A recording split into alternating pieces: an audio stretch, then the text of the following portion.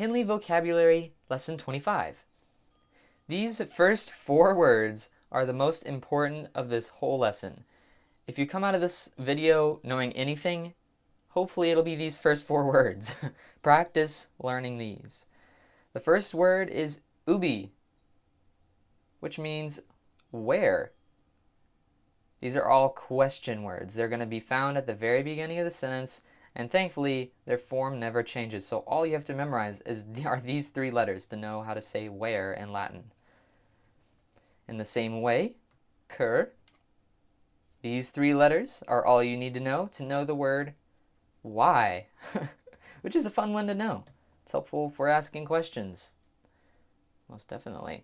Then we have unde, which means whence, basically, which means from what place or where ... from. So basically, where do you come from? And then we have quo, which means whither, or basically, where are you going? Where did you come from is unde, and quo means where are you going? To what place? Where to? So practice those 4. Those are very important. Then we have certus, or curtus, I guess. This word, you can kind of see it in the word there. Certain or sure. That's kind of why I pronounced that C as an S sound, I guess, because of certain. And then we have barbarus, You can see this word in the Latin word again. This means barbarian. Pretty easy one to remember. And it's kind of fun, so. Then we have apud. Apud is a nice one to know. It means among or in the presence of, sometimes with, and it goes with accusative. And then we have plurimum. This word's pretty easy. If you just think of the word plural, then you'll know there are very much or many of something. Very much, though. Then we have valeo, valere, valui, valeturus. This word is easy to remember if you think of a wallet, valeo. Am strong, am well, am influential. Usually there will be a pronoun or some sort of noun at the beginning of that.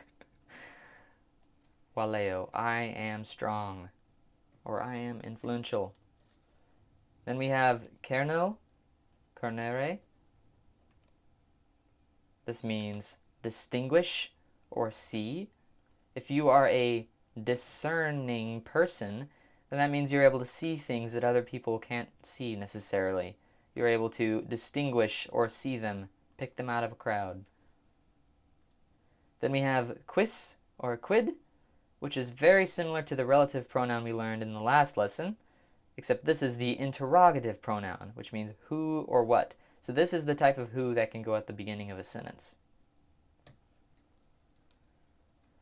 Then we have ostendo, ostendere, ostendi, ostentus.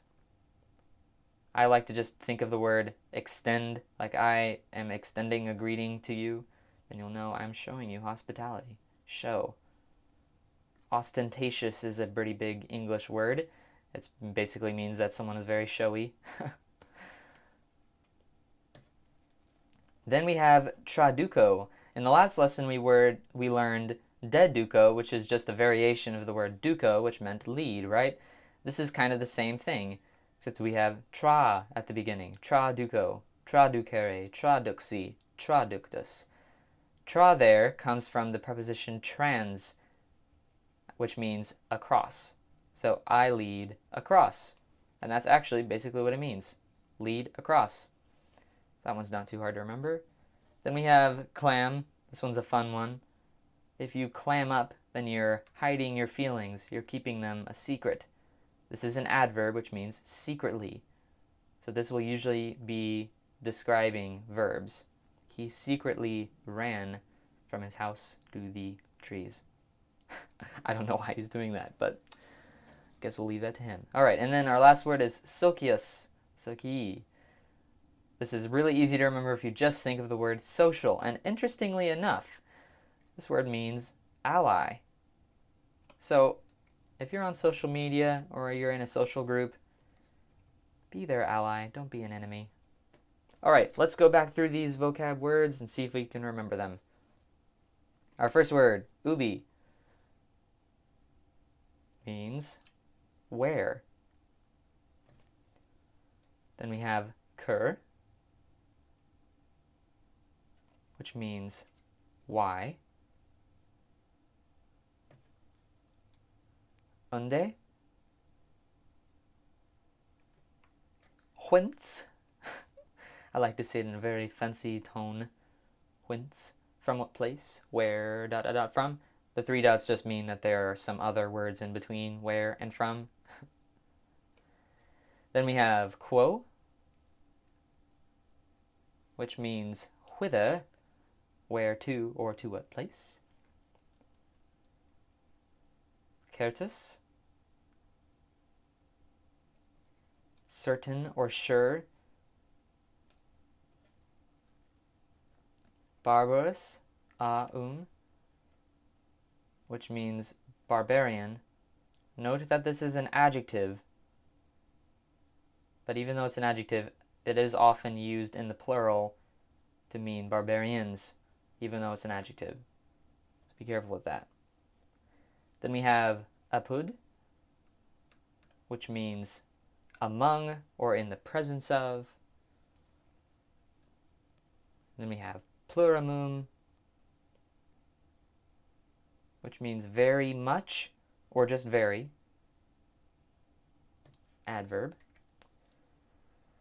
We have valeo, valere, valui, valeturus, which means am strong, am well, am influential. We have kerno, which means distinguish or see.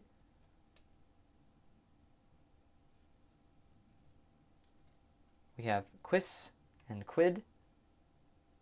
It's only listing 2 forms here because the masculine and feminine are both quis. So quis, quis, quid is really what it is, but we're just listing 1 for, I don't know, for the sake of space. That's how Henle does it. It means who or what. Ostendo, ostendere, ostendi, ostentus means show. Traduco, traducere, traduxi, traductus. Lead across. 2 more. You guys got this. Clam, secretly. And finally, socius, socii, which means ally. Great work, guys. Work hard to memorize these words before you continue into the exercises.